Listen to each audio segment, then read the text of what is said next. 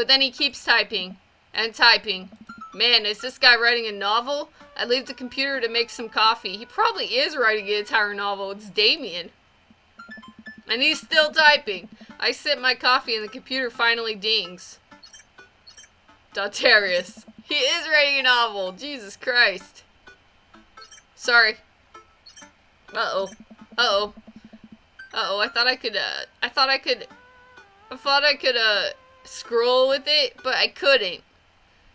I stare at the screen and reread the letter several more times. Well, I missed part of it. However, as I believe our first meeting did not paint me as a gentlemanly manner as I would have liked, I would be highly flattered to enjoy your companionship at my residence for an afternoon tea and a stroll around my garden, should it please you. Till then, adieu. Yours humble, D. Bloodmarch. I want that D. I want that D. But can we not have tea? Can we have coffee instead? Because tea is fucking disgusting. Hey, Amanda. Amanda pops out of her room. Her eyes are a little puffy, almost as if she'd been crying. What's wrong? I was gonna say maybe she's hungover, but oh no. Or oh Noah. Noah, what'd you do to my daughter? I will come and I will castrate you. Hey, are you alright? I'm fine. Oh yeah, totally. I'm cool. I just found out that the succulent I've been watering and singing to for the last 3 months was actually made out of plastic. Oh my god, what? That's why you're crying? Are you kidding me? Even the dirt was fake. Oh, honey. Are you sure that's all that you're upset about? You have to tell me what's actually wrong. I'm so sorry about your plant. Yeah, it's clear to me that that's not why she's crying. Part of me, I want to be a dick, so I want to be like, well, I'm sorry about your plant. Disregard her feelings altogether, but part of me wants to ask about it so that she can tell me so that I can be even more of a dick. Let's say it this way, because this sounds mean. You have to tell me what's actually wrong. Why are you lying to me? I'm not. I'm perfectly fine. Alright. I don't believe her, but I'll let it go for now. Can you help me with something? Dad, for the last time, I'm not popping your back pimples. Gross. No. Can you interpret this for me? I turn the computer to Amanda and she squints at Damien's message. I just don't understand NetSpeak. He is not talking in NetSpeak. He wrote you a very formal letter. Like, is this how you kids communicate with each other now? No, that was a very formal, well-articulated letter. Yeah. Oh, totally. This is the hot new thing. See, Dad? Kids got over saying LOL and laugh my ass off or whatever and decided that they needed to bring back to the 1800s. Okay, so he's poking fun at the fact that it's so fucking articulated. So what do I do? Where's your pen and quill? Hey, you cheered up at least. I'm sorry about whatever Noah did to you. I'm sorry I'm a dick too. I really do like you. What? Did you forget to unpack the pen and quill, Dad? How are we gonna address to the nobleman in regards to your upcoming debutante ball? Okay, now I know you're messing with me. Father, without a proper chaperone, you'll never end up with a suitor worthy of our land. Oh my god. That smirk. Evil. Or our dowry. Or... So, you read Pride and Prejudice for school one time, and now you're reciting things you know about it back at me, aren't you? You are about to go into the backyard with your mother. Like the first 5 pages when I read a review of the movie. Still gotta be, though. Great. So what do I say to Damien? I got this. Amanda reaches over me and types on the keyboard. Sure thing, dude.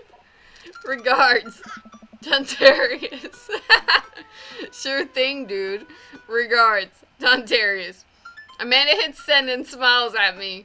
That was not Yeah, okay. I mean, it works. It's what if he wants to use those words and I don't, then I don't need to impress him. He obviously already has a thing for me. Well, I suppose that's that. Damn, this is such a cool building. I love your house. It's dark. I make the short walk over to Damien's house. Well, I guess you can't really call it a house. It's more of a manor, estate. The Gothic architecture looms above the other homes in the cul-de-sac. Doesn't look like it's painted black. I mean, I guess it's darker, but it doesn't look black. That's black.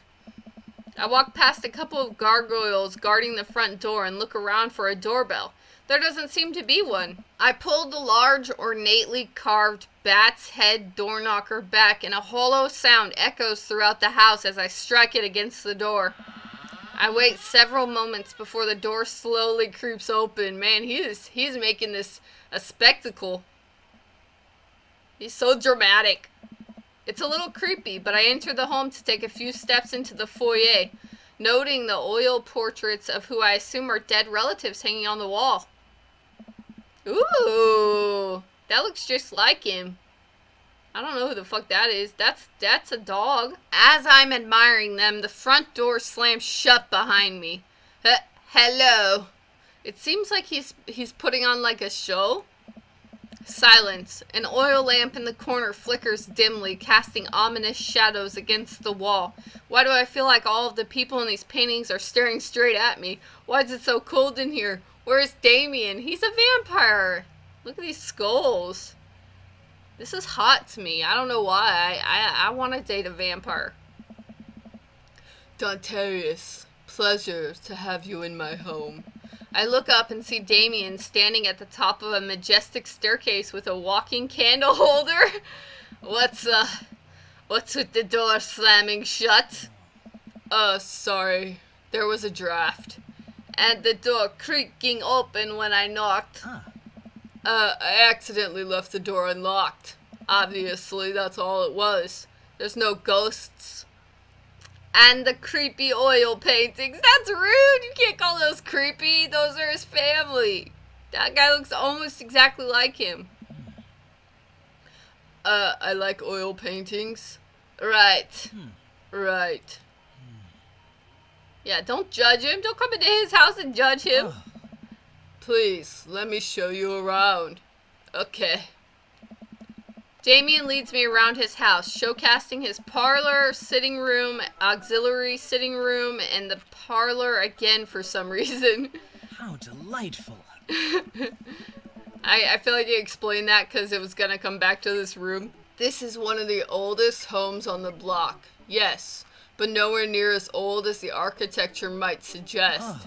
Though, extensive renovations, I have been able to craft a residence that is both historically accurate to the Victorian period and equipped with the amenities of any modern dwelling. So, why though? Why are you so obsessed with the Victorian age? Are you from the Victorian age? Like, are you a real vampire, or are you just obsessed with it? We walk past the door covered in bumper stickers, caution tape, and a black parade poster.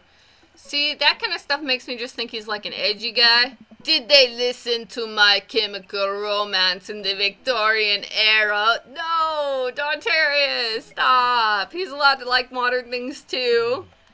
That's my son's room. You know how the rebellious teenage years are. Onward, onward, there's more to see. Oh, okay. Yeah, he probably listens to classical music. We reach a door at the end of the hall that Damien opens with a flourish. Oh, shit, this is nice. Nice little room you got here. And this is the library. Sunlight streams in from floor to ceiling, arched windows. The walls are lined with packed bookshelves, and even more books are scattered over the period-appropriate furniture. Damien is clearly really proud of this room. The period-appropriate furniture. Well, it's a library. He probably likes books. Look, there's dead bugs up here. Are these his specimens? No, he said taxidermy. You don't taxidermy bugs. He's a psychopath. Look out the window. Look at the butterflies. Pick up a book. I'm gonna look at the butterflies. It seems like a passion in the books, too. Hey, getting them hearts. I walk up to the glass display of pinned bugs on the wall. It's pretty impressive. It's very disgusting. Damien, my ex collected bugs. The psychopath. I don't trust you, but you're still fucking hot. Nice bugs. Oh. I pin them all myself. Maybe I could show you how sometimes. I'm concerned I would stick the pen through my finger. I'm not worried about that. I'm concerned I would fucking have to touch a bug. Ah, the pinner's gambit. Is that a thing? No. No. Okay, let's pick up a book. Oh, look at him. He got this. You know, Dontarius, in the Victorian era, there was some controversy surrounding reading. Many people thought that the more tawdry novels would encourage youths into a life of crime and would cause too much of a distraction from work and school. I didn't know that. Thank you for telling me that. That's interesting. I mean, it's still, these days, there's still stigmas with reading. Like when I was growing up, I went to Catholic school. We weren't allowed to read Harry Potter because it taught evil things. I pull out a book at random and examine the worn cover. Opening it, I turn to a random page and read aloud. The worn cover, see these signs? Make me think these are authentic books, like old books. Naruto? What? It's a Naruto book? Never mind. That's not. What the fuck?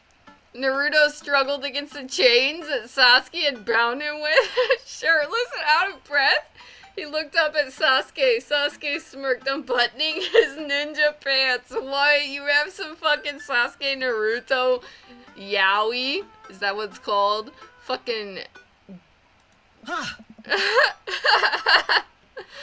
Wow. I was expecting something like literature. Okay. I think that's enough. Damien snaps the book shut and puts it back onto the shelf. Ah, you're into that kinky shit. The chains? That's a rare book from my private collection. Okay. Let's look out the window. I walk to the window and I'm greeted by a beautiful view of Damien's backyard. It showcases a beautiful view of the rest of the cul-de-sac. Hey, I can see Craig on his lawn. He's doing push-ups with his daughters on his back. That's cute. Damn. He sees me and waves happily doing push-ups with one hand now. Damn! He is strong. Did you know that Victorians spent at least 20 hours a week gazing longingly out of full-length windows? Wait, really? No. He just keeps telling me lies. False facts. But Victorians did appreciate telling a good joke. Please, will you join me for tea? Sure. I follow Damien to his sitting room where finger foods have already been set out upon a beautiful tiered silver tray. I take a seat on one of the high-backed chairs as Damien pours and serves me some tea. Dang, that looks good. I want one of those. That looks yummy. I will feed you this cherry. I'll just feed it to you very sexually. I can't believe we're having high tea. I never thought I'd get to do this. Damien smiles to himself. What? It's a common misconception that high tea refers to the wealth of a class of the people enjoying it, when in fact the high refers to both the latter time of the day that the working class had to enjoy tea, and the height of the tables on which they're served. Oh. Oh. My dear friend, we're currently enjoying afternoon tea. Oh no. Oh no, don't start correcting me, honey. Don't be a literature snob. Don't correct me. I can only overlook so much with your sexy vampirism. That's informative. I can't stand know-it-alls. That's literally the reason I broke up with that psychopath. He was a know-it-all. Damien takes a seat next to me and serves me a tiny sandwich. Your home is really impressive. Are there a lot of goths in Maple Bay? I like your cape. Your home is really impressive. He looked like he put a lot of time into it. It looks like you've really put a lot of effort into this place. That's what I'm saying. Thank you. No one's ever complimented my home before. Hell, I can barely get matching salt and pepper shakers in my place. And look at what you've done. I'm kinda jealous. I don't know what your voice just became. I forgot your voice, Dontarius. Oh no. But yeah, I mean, I figured complimenting his house would be a good thing to do because he clearly put a lot of effort into it. It's obviously one of his passions, you know, and it's special to him. So if I want to get with him, gotta get with his friends. I mean, gotta compliment his house. That's very generous of you to say. What got you so interested in goth stuff? Well, when I was a young boy, my father... Did he take you into the city? What? Sorry. Aha! Did you guys see a marching band? What reference is this? I'm afraid I don't understand. You're serious. I don't get the reference either. Uh-oh. Am I missing out on something really obvious? Of course. I'm always serious. Look at my face. But it's, you know, the song. Amanda made me listen to it. Seriously? I'd love to see a marching band. Yeah, that'd be really cool. Let's go see a marching band. I don't know what song you're talking about either, Dontarius. Nevertheless, I've always had a love for art, history, and fashion. What started off as a small hobby of collecting taxidermied animals grew into sort of an obsession. It's a privilege to be able to appreciate the lives and cultures of those who came before us, I think. So you're not really a vampire. You like collecting dead things. You like pinning bugs. You painted your house black. You wear a cape. I should not be turned on right now. Why not go all the way? I like not dying when I catch a cold. He takes a sip of tea.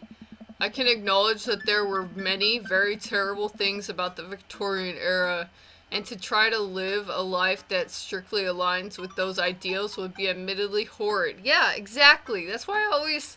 People that are like, oh, I'm born in the wrong generation. I'm like, shut the fuck up. Like, we have it so good in this generation. Of course, not everywhere in the entire universe has it... The universe has it this good, but... For the most part, we have it way better than we had in other time periods. But I think it takes a critical mind and truly appreciate something to the fullest, to be cognizant of its flaws and love it all the same. Yeah, I agree with that. That's how I am. Tell me, Dontarius, do you have any hobbies? Oh man, I do. But I don't know if I care about anything the way you care about this stuff. I relate to that a lot. I have very strong obsessions over certain things that they like consume me. So I can relate to that a lot. That's why I wanted to respect it, because he obviously put a lot of passion into it and clearly doesn't have very many people that understand or appreciate it or care about it. Well, I'd love to hear about your interests. Hearing someone talk about things they're passionate about is intriguing. And quite honestly, rather attractive. Oh, cool. Please, do tell me about your hobbies. I think we'd hit it off in real life. Quick, sound sophisticated. Don't sound sophisticated, just be honest. Just talk about your real hobby. Love me some word jumbles. I like watching soap making videos on the internet. What? I learned how to juggle once. I guess love me some word jumbles? Hey, got some hearts. The written word fascinates me. We spend so much time using words, you know, and I think people would appreciate them more if they had to unjumble them. It's poetic, really. No, it's not. Shut up. Aw, so you're a writer. Probably. He's not a writer. I'm a writer. Oh, so you're a writer? No, he's just dancing around the subject and trying to seem cool when he's not. In a sense. We finish our tea and finger sandwiches. Come, I have one more thing to show you. You gonna make me come? You gonna make me come, Daddy? Damien takes me around the back of his home where a variety of flowers flourish in beautifully landscaped rows. A small stone path weaves through it and butterflies flit lazily through the air. Damn, this is gorgeous. My garden. It's beautiful. Yeah, it is. It's fucking beautiful. Thank you. Victorians took flowers and floral arrangements very seriously. You see, it was considered uncouth to discuss personal and romantic relationships in public, so lovers and friends alike would use bouquets to send secret messages to each other. Each flower and plant is symbolic of different things. Yeah, I knew that.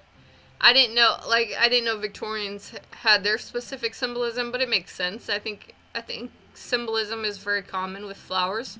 Even more interesting is that one flower could mean different things depending on the other plants it was paired with.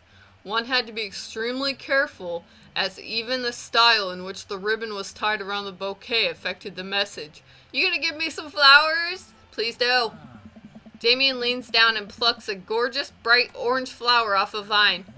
Lilium bulbiferum, the orange lily. What do you think this one means? That psychopath that I dated also loved nature, loved learning the scientific names of plants. My loins are ablaze, thou art the tightest. The 3 cheers for sweet revenge. What? I'm gonna say my loins are ablaze. Uh-oh. I'm sorry. I couldn't avoid it. It said my loins are ablaze. I'm sorry, okay? I don't know. They didn't give me really an option. I guess sweet revenge. The orange lily is actually symbolic of pure hatred.